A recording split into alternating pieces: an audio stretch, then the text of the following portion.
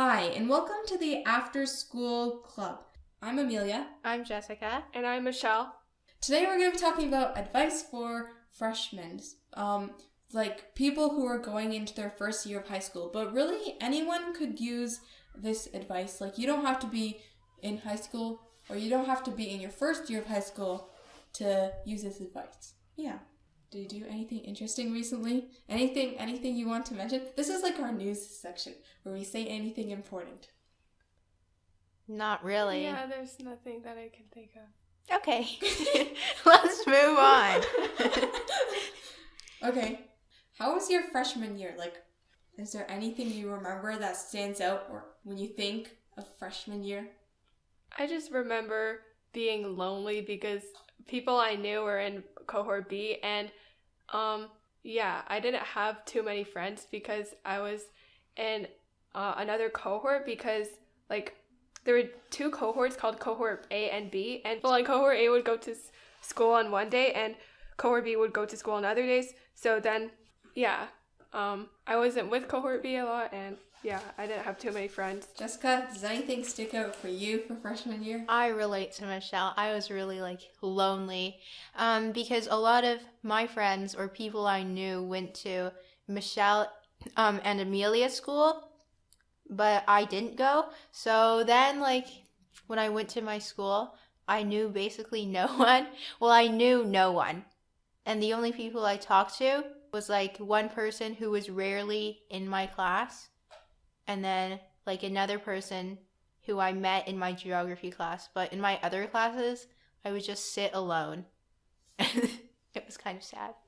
I guess it wasn't too bad for me because one person I knew, she was in every single one of my classes. So I would still have someone to talk to in class. What about you, Amelia? For freshman year, for grade 9, because we're in grade 10 now. So, wait, what's grade 10 called? Sophomore? Oh. We're sophomores? I never really knew the names of it. I only knew grade 9, grade 10. Okay, for freshman year, I just remember being pretty bad at making friends and talking to new people. And there was a lot of new people to talk to. Last year, because of coronavirus, we didn't have to do cafeteria. You know, we didn't get to eat at school last year because of coronavirus, but if we were able to eat at school, I feel like it would have been a lot more awkward for me because then I'd have to find out who to eat with, especially if people I knew were in cohort A, then who would I eat with? Yeah, that's true. Whenever you're eating alone, it feels like you're being judged by the people around you. Oh, look, there's that kid just sitting there by themselves. Yeah, but also I feel like the cafeteria gives opportunities to talk to people because last year at our school, we just had basically a 4-block period of learning, and there was basically only one break that was 10 minutes.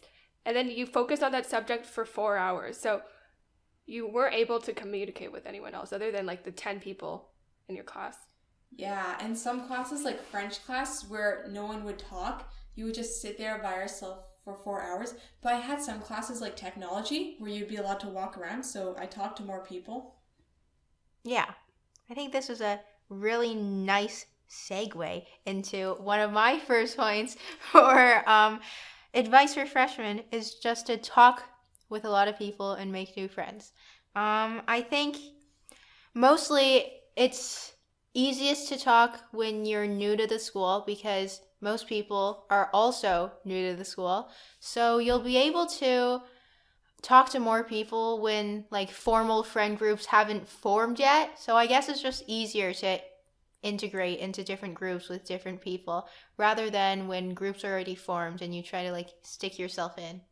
Yeah, I agree. Especially with this year's freshmen, I feel like there are more opportunities because it's more like a regular school schedule. So we have school from 8 a.m. to 2 p.m.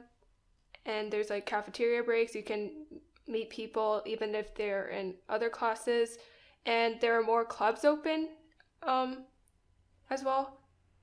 Yeah, that's, Jessica, your point's similar to my advice I have written down. One of the things I have written down is be comfortable with your friend groups changing. So some people that I was friends with well, actually not really. My friend group mostly stayed the same from grade 7, grade 8. Actually, it's actually pretty similar from grade 5 and grade 6 also. That's like 5 years, wow. But there are some people who I don't eat lunch with anymore that I used to eat lunch with, like maybe in grade 5 and grade 6. You get the idea. Just be comfortable with like drifting apart from people and talking to new people.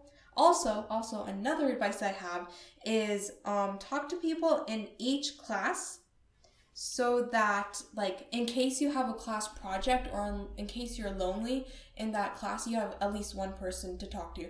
Because it can be really lonely if, like, you don't know anyone in that class. So I think it's good to, like, make an active effort to at least know one person, you know? Because, yeah, if the teacher says, you know, now we're gonna do group projects, find a partner, it's really awkward if you never have a partner and the teacher places you with the other lonely kid.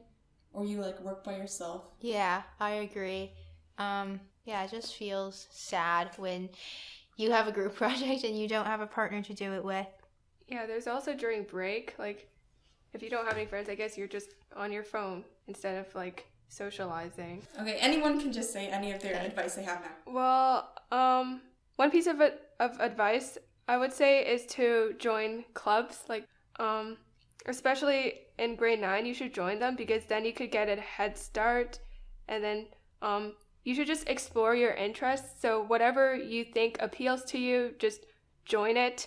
And it really benefits you in the future because when you join a club and you're in it for a long time, like let's say grade 9 to grade 11, maybe you could take on like a leadership position in grade 11, and then you could potentially like lead a club or be part of one of the leadership positions. And I think a lot of universities like that.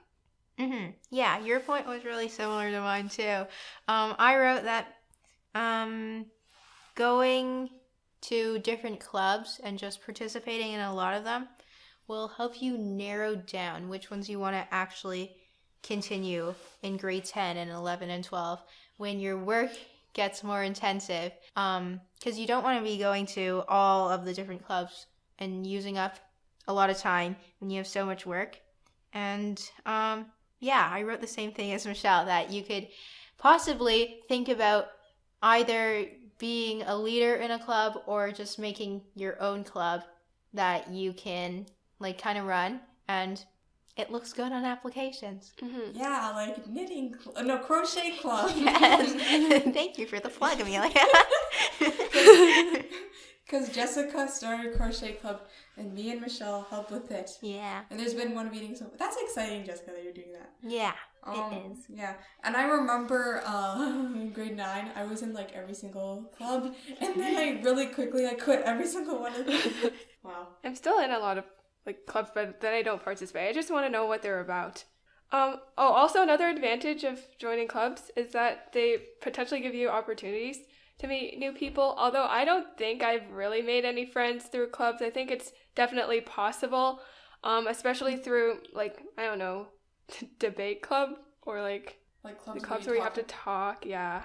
I agree. Yeah, and I think right now, just because of online club meetings that we have to do, it's harder to talk to people in like an online setting as opposed to like if it was in person, you could just talk to each other. But in like a Google Meet or something, you have to actually unmute and talk, and everybody else in the meeting is listening to you talk. Yeah, I wonder what it's like to go to a Google Meet club where you just talk, like the law club or whatever. Oh, yeah. Or debate club. Well, you're in debate. Is it debate club in a Google Meet?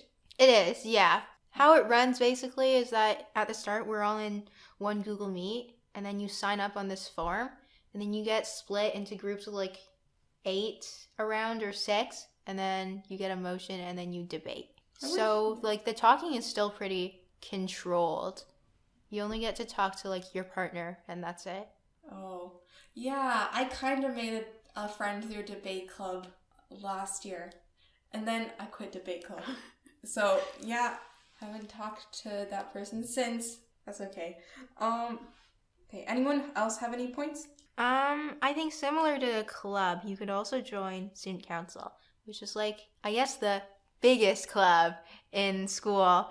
And we have an episode on student council if you want to go listen. But the advantages of joining student council is that you get to take a leadership role in the school, which is similar to running a club. You also get to meet new people. Meet new people in your grade as well, especially if you're a grade representative. Wow. And in general, you'll just know more about school. You'll be more active in the school community, like spirit events and stuff. And I think you just know more of what's going on at school because you get like first-hand information from teachers and principals and stuff. That's a nice segue into my point, which is if you want to be on student council, like if you want that position because you want to be part of it or you want to write it on your university application or whatever, then it's good to talk to a lot of people. Okay, I have an 8-step guide to talking to people and making friends. Very, very thorough. And so It's better than WikiHow. Yeah. I've actually read like the How to Make Friends WikiHow article multiple times. They're not useful though. Like there's steps, but I don't actually enact them, you know? Like just too scared to enact those steps. Really? You've read the How to Make Friends Me WikiHow? too. Yeah. Recently? Not recently, but I've done it before. I don't remember what it says. Me neither. I read one about like how to join a friend group when a friend group already is a friend group, and it's like act like you're already in the friend group, and I can't do that. How am I supposed to act like I'm in the friend group? That's so awkward. Yeah. Like destroying the friend group. Like the other friends are talking, then you're just like, "Hey everyone." But that would be awkward because then if they're a friend group, they'll be like, yeah, that movie that we all saw together because we're all friend group last Saturday was so good. And then you're just standing there like, I was there. Yeah. That was fun. Okay, well, here, I'll say my 8-step guide. Okay, anyways, how to talk to people and make friends. A guide by me. Step 1 is recognize that you're able to have conversations. So if you think you're awkward, you'll become awkward. It's a self-fulfilling prophecy. Like if you think, oh my gosh, I'm so bad at talking to people, and then you go up to try to talk to someone, that's all you're going to be thinking about. So then you're just going to like not have a conversation. You'll just be standing there in your head. So tell yourself that you are able to have conversations and talk like a person. Step 2 is recognize that there is no hierarchy. Okay, maybe this comes kind of from experience. But so no one is less or more worth talking to you. And if you are to think that someone is better at talking than you or less good or worse at talking than you, like more popular or less popular or has more friends or has less friends, then you're going to just kind of limit the way you talk to people, and yeah, it'll just be difficult. Step 3 is recognize that people are more forgiving than you realize. They're really just thinking about your own thing. So if you mess up or you say something offensive or weird, well, offensive depends what you say. Maybe don't say offensive things. Okay. If you say something strange, because I know a lot of people, maybe they'll say if someone's talking, they're like, hi, Amelia. And the other person's like, hi, today I went to go eat macaroni and cheese. And then maybe that other person will walk away thinking the entire day, oh my gosh, why did I say macaroni and cheese? Now everyone's going to think I'm so weird. Okay, do you understand what I'm saying? Yeah. Yes. Okay, people will sometimes focus on things they've said and repeat it over and over again in their head, regretting it. You need to realize that people aren't as judgmental as you think they are. Actually, if you think people are judgmental, maybe that's because you're judgmental towards yourself and judgmental towards other people in your first. Okay, anyways, but I have sometimes an issue where if like a teacher gets me in trouble, I'll be sad about it for a really long time because I feel really bad. Like if a teacher were to say, Amelia, stop drawing on the blackboard. Then I'll just think about it forever and ever, and I'll just think to myself, oh my gosh, this teacher hates me. Actually, I have a pretty good example. Same. Really? What? Yes, an example from like grade 2. I still remember it. It was like kind of sad. Well, no, it wasn't sad. Like we were doing like one of those French spelling tests, and I was like sitting on my knees in my chair. And, like, I didn't know how to spell something, so I was trying to look over to see how they were spelling it. And the teacher was like, put your eyes on your own sheet. And I still remember it. Okay, well, I'll tell the experience, which is a lot more recent. Oh. Last year, we were having a French test where you were supposed to write the end of a story. And so the teacher said you were allowed to use Chromebooks. So I started writing mine in Google Docs, and then the teacher came over to me and she was like, why are you writing in Google Docs? I didn't say you were allowed to write in Google Docs. I only said you were allowed to use Chromebooks to go on to certain dictionary sites. So you can't be doing that. And then she was like, what am I supposed to do now? I can't grade this work because Google Docs has a spell checker, so now I'm not going to get an accurate representation of what you're writing. And then I felt really bad. And then it was kind of really bad because for the rest of the year, I was like, wow, that teacher hates me. Yeah. I feel that way too. What were you saying, Michelle? Yeah, I remember you telling me that. Seriously? I told you that? Yeah. Okay, continuing the 8-step plan to make friends and talk to people. Yeah, so just recognize that people are more forgiving than you realize. Like, so I think I should have just tried to let go that teacher momentarily told me to not write in Google Docs. One thing that I started doing a while ago, I don't really do it anymore, but one thing I did was I would look at someone if I thought they reminded me, and I would just imagine what's going through their head. Like, I look at my teacher, and I try to imagine what's going through her head. Like, very briefly, she'll go, that kid wrote in Google Docs. And then just go back to like, oh, I have to pay my taxes. I wonder if my children are doing well if they've eaten. Like,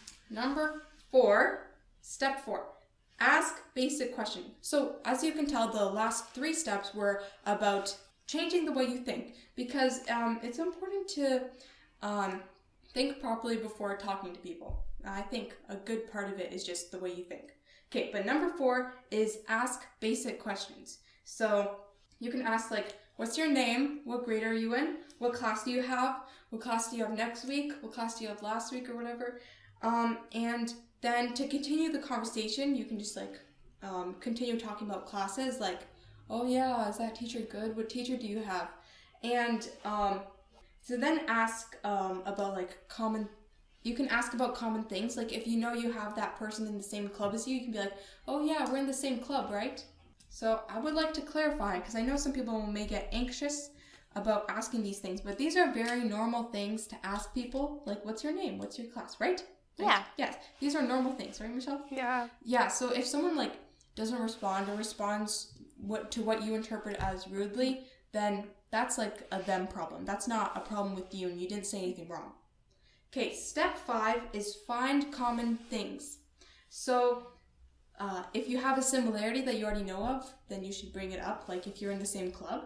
But you can also ask, like, what shows do you watch? Do you read any books? Or do you play any games? You can just think about your interests and try to find out if you have anything in common. Another good one to ask that's not going into any of your interests is, like, what do you do outside of school? Well, unless your interests are, like, your hobbies. Okay, number 6, say random things. It's good to share whatever comes to your mind, because if you didn't know, that's kind of how conversations work most of the time. People will just like say what they think. Try not to filter out your personality unless you have like urges to say really mean stuff. Don't say mean stuff, but try not to filter out your personality. Like, say what you're actually interested in, say what you're actually thinking, because if you filter out your personality, it'll be a detriment in the long run. Okay, step 7 of 8, continue the conversation. So those last few steps were mostly just for talking to people, but these next 2 are for being friends. So talk to this person often if you want to be friends. or just talk to people if you know them. You don't have to want to be friends with someone to talk to them. You can talk in class, or if you want to be closer, you can like make extra time to talk to them, like during lunch or whatever. I know some people will have the issue that someone's not interested. Like maybe they're not responding to your messages, or they like give you very short answers, or they don't seem interested in talking to you. You know what I mean? Mm-hmm. Yeah. So this is not on you, because like asking about people's interests is a very normal thing to ask. Would you agree? Yeah. Yeah. Okay, yeah. Michelle and Jessica say asking about people's interests are normal things to ask. So it's not anything wrong with you. It's just something that they have going on. And when people are responding shortly like that, they're probably aware that it's it's a reason because of them. Like they're either anxious, or they're busy, or they're not interested in making more friends. If they don't think it's an issue with them, and they think it's an issue with you when you're just saying like asking about their interests, then that's kind of like a red flag. Okay, step 8 in my 8-step plan, blah, blah, you get it. So I think basically if you're talking often and you're open with each other, then you're friends. That's kind of what I consider a friend. But some people, they want to do activities to consider each other a friend, like activities outside of school, you know? So I do have some advice for that if that's how you consider friendships. You can go somewhere, like if you want to go somewhere with the person, you could be like, wow, I love going to the farm place. And the other person might be like, yeah, me too. And then you could be like, let's go sometime. Or you could play a game, like if you both play some video game, I don't know whichever, then you could be like, wow, we should play sometime. Do you want to play on the weekend at 4 p.m.? Okay, let's do that. Or you could like, okay, this one I don't really know how to go about asking, but you could also like FaceTime or audio call. But I feel like that's a little bit more difficult to ask. Well, not really. You could just ask like, do you want to call? You could that seems like a no. We've never FaceTime each other though. No. That's true. Yeah. Because we all have iPhones, right? Yeah. Wow, we never took advantage of the 3-person FaceTime. It's taking us forever to get through my 8 steps. There's only 8 minutes. Okay, let's keep on going. Still have regrets. It's a lightning round. No, I'm not going to speed through step 8. Okay. It's important to explain. Mm-hmm. Okay, yeah, so you could do all those things. And make sure, and I think this is a very important step, make sure there's mutual effort. So make sure that like if you're reaching out to someone and you're trying to talk to them, that they're talking back and they're responding and they're like continuing the conversation. Because if not, either that could just be like the way they talk and they don't know that you're like that, yeah, they don't know to respond or respond differently. Or it could just be that they're not interested, or they're busy, or they're anxious, or they're shy. You get it. So make sure there's mutual effort. It could be that mutual effort's not important to you, like you just want to talk to someone and you don't need them to respond to you. But I think most people in a friendship, they're looking for someone who will, you know, be their friend, who will respond and who will reach out. Yeah, again, it's not a you issue if the person isn't putting in mutual effort. That just means like the other person not interested or busy. You get it. So yeah, that was my 8-step plan for talking to people and making friends. Yeah. Yeah, wow. Maybe I could like write that into a book or something. Mm-hmm. Maybe I'll make it into Instagram posts. I may make it into 7 steps, like if I get rid of step 2. What's step 2? Step 2 is realize there's no hierarchy. That was only applicable to one person, me. No, I understand what you're saying though. Like sometimes I feel like people are just cooler than me and they wouldn't talk to me. Yeah. Like based on like how, based on like, I don't know, just how I am in general, my personality, what I like doing, how I look. I don't know, just things like that. You're like the shy girl, Jessica. No, I think about that too. Why you're both Especially, like, you're both like, huh? Oh, sorry, Michelle, go ahead. yeah, especially how I look, I guess. And I don't think I look cool. I don't have dyed hair. I don't or care about my appearance. But I guess I shouldn't think about those things. Wow, you're both like the shy kids in crochet class. Crochet That sounds like such a granny thing to do now. No, well, actually, crocheting became. I've already told you this 6 times. Crocheting was really trendy. Yeah. I think it was because of the Harry Styles cardigan. I don't know that. Oh, I saw that a lot. It was like this patchwork cardigan that he had, and it looked really cool. Oh, so maybe that's why I saw people crocheting online. Like, well, not that, but like people were making cardigans. Yeah, it's become really popular again. Wow. Could famous people just do anything and suddenly it becomes really popular? Like a famous person could start doing chainmail jewelry and suddenly it becomes popular. Actually, chainmail jewelry is cool. expensive. I feel like that's what happens with a lot of aesthetics. Like Emma Chamberlain starts a lot of trends, like those teddy bear jackets or whatever. Teddy bear jackets. Yeah, or like scrunchies. You're right. Uh-huh. Wow. Do you think the famous people get paid to start trends? I don't know. Maybe it's just like you see one famous person doing it, and then another famous person sees that famous person doing it, and then suddenly you have a bunch of different fandoms all doing that same thing because their favorite celebrity does it. Yeah, but do you think like a crocheting pattern company was like, we need more people to crochet. So let's sponsor Harry Styles to wear some crocheted. Wow, that's a good theory. Yeah.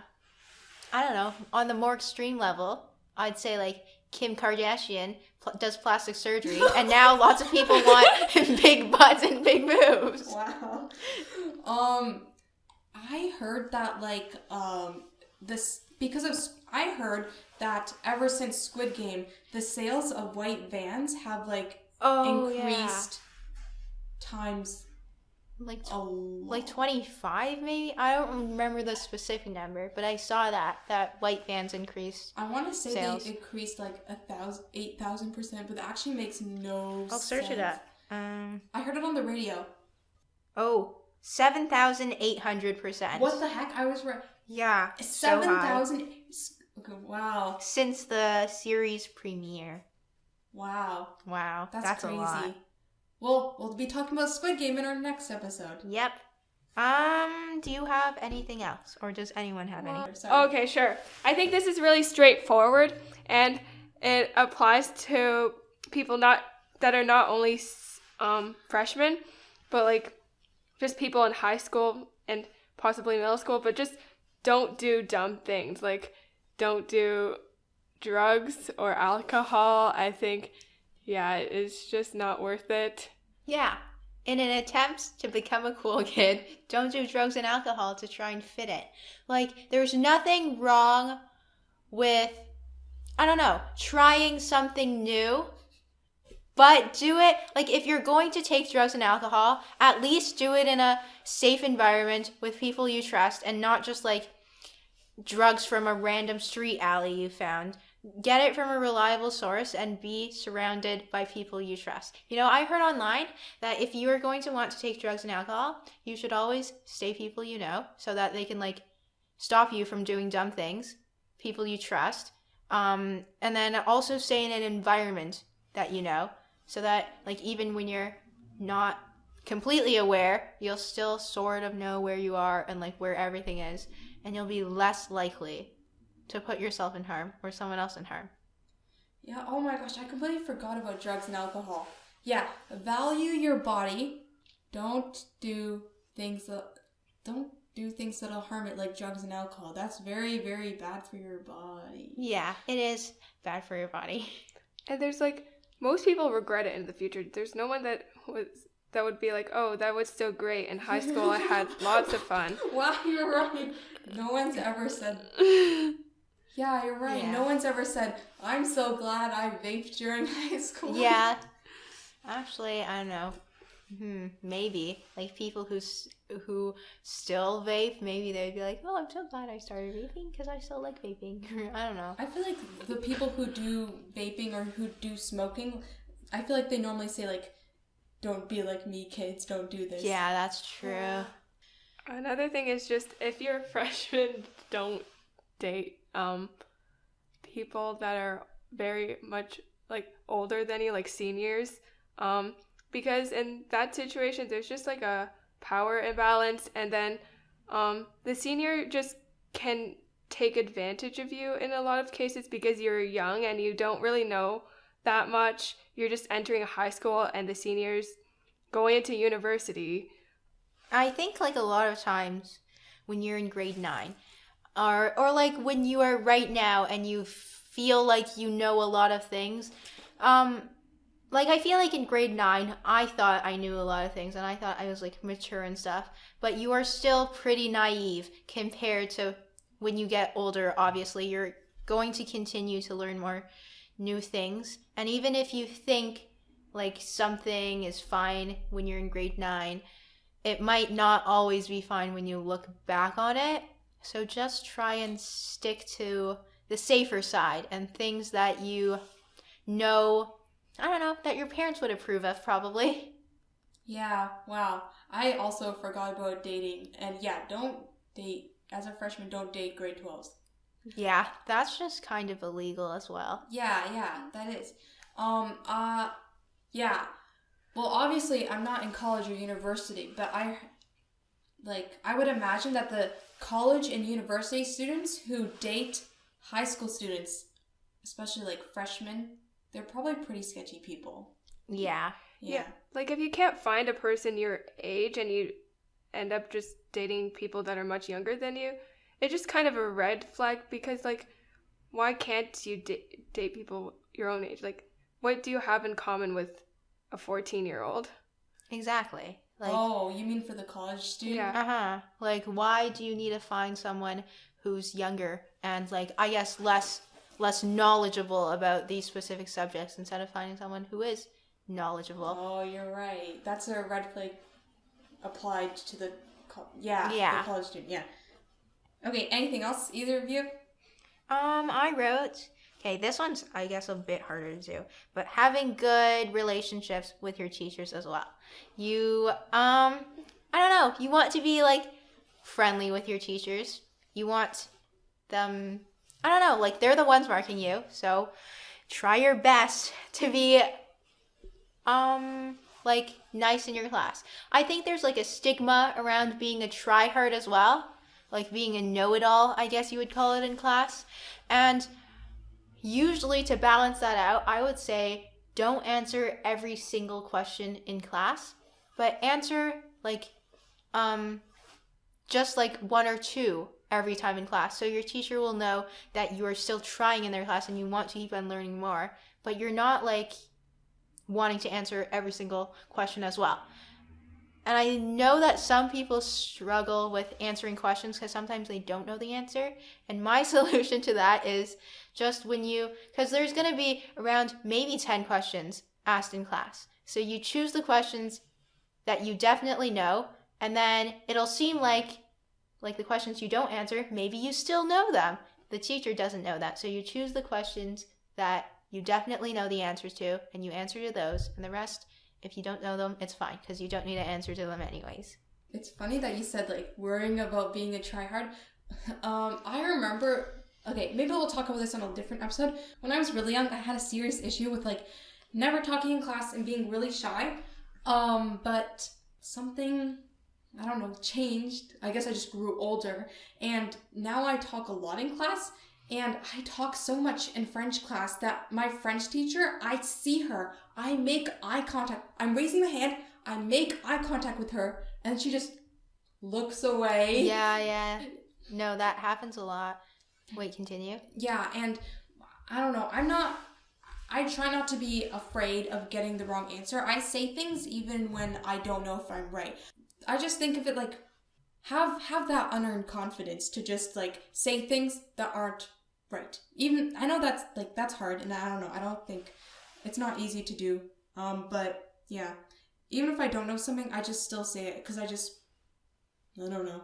It's hard to explain. I'll have to compose my thoughts, and we can talk about that for a different episode. Okay, anything else, either of you?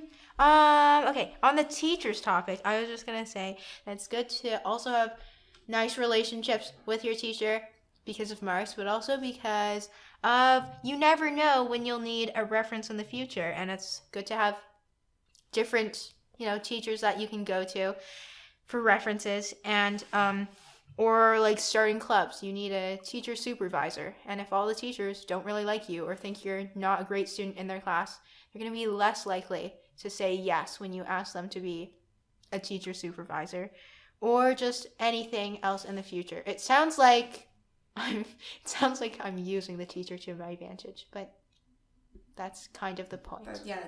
Well, you're already supposed to be learning from them. You're already taking things from them and giving them nothing back. It's already that kind of relationship. Anything else, Michelle? Know that your guidance counselor exists. So with a guidance counselor, you can basically talk to them about anything in high school, and also outside of high school things like, I think, volunteering, maybe jobs, or summer program opportunities. And for school, you can talk to them about like courses. Like, I talked to my guidance counselor to change one of my courses, and he was pretty nice. My last 2 ones, which, I took a little bit too long with my 8-step blah, blah, blah. Okay, my last 2 ones are do homework immediately after getting home. I just find it, me personally, I find it easier to just get stuff done if I just do it immediately, so I don't procrastinate. My motto for that is just, like, you get motivation by doing. So if I'm not motivated, I just tell myself, well, I'll get motivation if I do it. Also, use planners. So write down like the stuff you need to do, your due dates and your events. I have a Google Calendar where I write down like all my events that I'm going to do. If I have to go to flute lessons or whatever. And I have a planner where I write down all my homework, and I have every day I'll write down like a to-do list of what to do. Oh, I just thought of another point. Okay, what? Okay. Well, this is not only restricted to grade 9s, but for our schools, we're all assigned like a email just for school, and then we store all of our work like Google Docs and Google Slides in Google Drive. And I think it's really nice to just have like your work organized into different folders, so then it's easy to find stuff. I don't know, I just find it really, like organized and aesthetic to look at as well. Not aesthetic, maybe like nice. Like, yeah. Yeah, it just feels good to look at. Satisfactory? Yeah, so I organize my work in like different school years, and then once you click into the school year folder, you'll see like different classes, and then inside the classes, you'll see all my different Google Docs or slides for that specific class. And It makes me happy every time I do that. I did that in grade 6, and then I stopped, so I just have like grade 4, 5, 6 folders, and then just a ton of documents that aren't organized. Okay. I just never organize them. I think they take up, you have to remember to do it. So every time you do an assignment or make a document, you always have to like move it to a folder. Yeah, that's true. I sometimes do that to procrastinate on my work. Like when I'm starting a new Google Doc for English, I'll be like, oh, let me go move that into the folder, because I don't want to write my essay. I just want to put in the folder, which is easier. And then maybe there also might be Google Docs you create like that are just not very related to school, and then you might have to think like, oh, I have to make another folder, and then it gets messy if you want to put all of your documents in folders. I don't know. I can't really speak that much because I don't have the habit of organizing my stuff into folders. Okay, thank you so much for listening to the After School Club. Yeah, that's all we have to say. If you want to support us, you can review us on Apple Podcast or follow us on Instagram at afterschoolclub.podcast. Okay, that's all for this week. See you next week. Bye. Bye. Bye.